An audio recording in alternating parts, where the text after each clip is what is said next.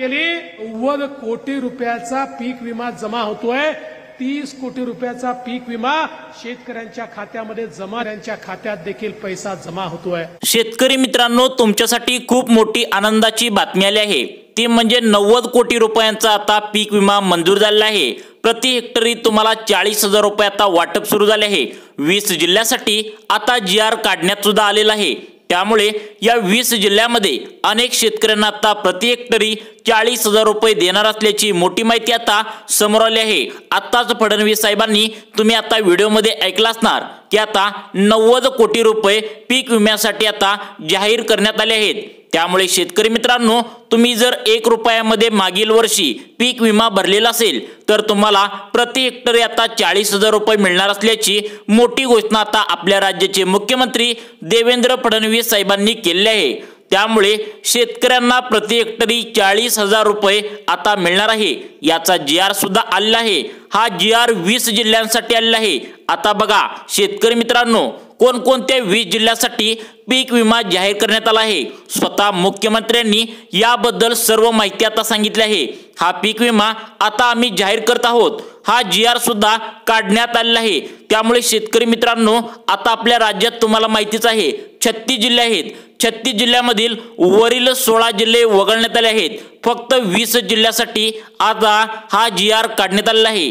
त्यामुळे तुमचा जिल्हा यामध्ये असणार आहे का? सर्वांनी बघा 20 जिल्हे आहेत त्यासाठी पात्र ठरवण्यात आले आहेत। मित्रांनो, 90 कोटी रुपयांचा पीक विमा शेतकऱ्यांच्या खात्यावरती जमा होणार आहे। यासाठी राज्यातील 36 जिल्ह्यापैकी 20 जिल्हे पात्र ठरवण्यात आता आले आहेत। अनेक दिवसापासून पीक विमा मिळवण्याची आता बघा तुम्हाला माहित असेल, तुम्ही सुद्धा अनेक दिवसापासून पीक विमा मिळण्याची वाट बघत होता। तर अखेर याची घोषणा आता स्वतः मुख्यमंत्री साहेबांनी केलेली आहे। तुम्ही आत्ताच व्हिडिओ सुद्धा पाहिलेला आहे।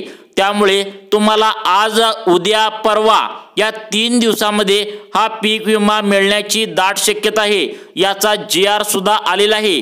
आज, उद्या, परवा केव्हाही तुमच्या खात्यावरती आता प्रति हेक्टरी 40,000 रुपये आल्याचा SMS तुमच्या बँकेचा येऊ शकतो। मग बघा आता मित्रांनो, कोणकोणत्या जिल्ह्यासाठी हा GR आलेला आहे याची सुद्धा माहिती तुम्हाला या व्हिडिओमध्ये सांगणार आहे। त्यामुळे सर्वांनी काळजीपूर्वक व्हिडिओ शेवटपर्यंत बघा। तुम्ही जर व्हिडिओ शेवटपर्यंत नाही बघितला तर तुम्हाला तुमचा जिल्हा यामध्ये असणार आहे का लक्षात येणार नाही। त्यामुळे शेतकरी मित्रांनो, व्हिडिओ पूर्ण बघायचा आहे। बघा, यावेळी पाऊस जरा जास्त झाला होता। त्यामुळे खूप साऱ्या पिकांचे नुकसान सुद्धा झाले होते। त्यामुळे या नुकसानग्रस्त भागाची चौकशी निवडणुकीच्या आधी सर्व मोठ्या नेत्यांनी केली होती। सत्तेमध्ये येताच अखेर याची घोषणा आपल्या राज्याचे मुख्यमंत्री देवेंद्र फडणवीस यांनी केली आहे। तर आता तुम्हाला प्रति हेक्टरी 40,000 रुपयांचा पीक विमा आता मिळणार आहे। बघा, तुमचा जिल्हा आता आम्ही सांगणार आहे या GR मध्ये सांगितलेल्या 20 जिल्ह्यामध्ये असणार आहे का? बघा, तुम्हाला आता 20 जिल्हे सांगतो। या 20 जिल्ह्यामध्ये तुमचा जिल्हा असेल तर तुम्हाला सुद्धा प्रति हेक्टरी 40,000 रुपये पीक विमा तुमच्या खात्यावरती आज, उद्या, परवा 3 दिवस यामध्ये सांगितले आहेत। तर या 3 दिवसामध्ये जमा होणार असल्याची मोठी माहिती आता या GR मध्ये सांगितली आहे। तर बघा, स्वतः आपल्या राज्याचे मुख्यमंत्री देवेंद्र फडणवीस साहेबांनी सुद्धा हा आता तुम्हाला माहित असेल, तुम्ही ही घोषणा पाहिली असाल, तर या घोषणेमुळे आता GR सुद्धा काढण्यात आला आहे।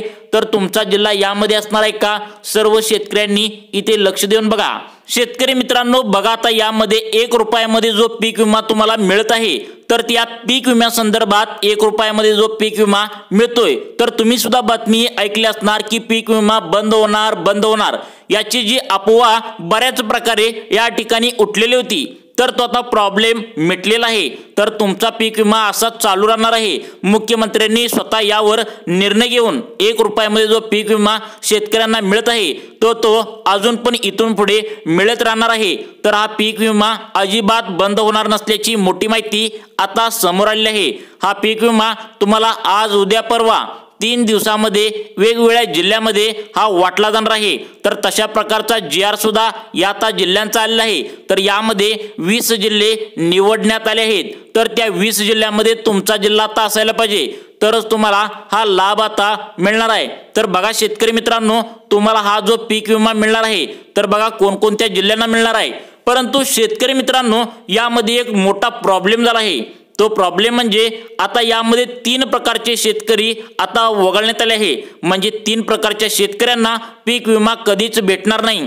तर बघा कोणते ते 3 प्रकारचे शेतकरी या GR मध्ये सांगितले आहेत। या व्हिडिओमध्ये कोणकोणते शेतकरी सांगितलेत ते सुद्धा मी या व्हिडिओमध्ये सांगणार आहे। त्यामुळे तुमच्यासाठी अतिशय महत्त्वाचा व्हिडिओ असणार आहे। 1 रुपयामध्ये जो पीक विमा मिळतोय तर तो बंद होऊ नये असे अनेक शेतकऱ्यांची इच्छा सुद्धा होती। तर ती इच्छा आता पूर्ण झालेली आहे। स्वतः मुख्यमंत्री साहेबांनी हा पीक विमा जाहीर सुद्धा केला आहे। तर बघा शेतकरी मित्रांनो तुम्हाला आता हा पीक विमा संदर्भात जो GR काढण्यात आलेला आहे तर तो GR मी तुम्हाला इथे वाचून दाखवणार आहे।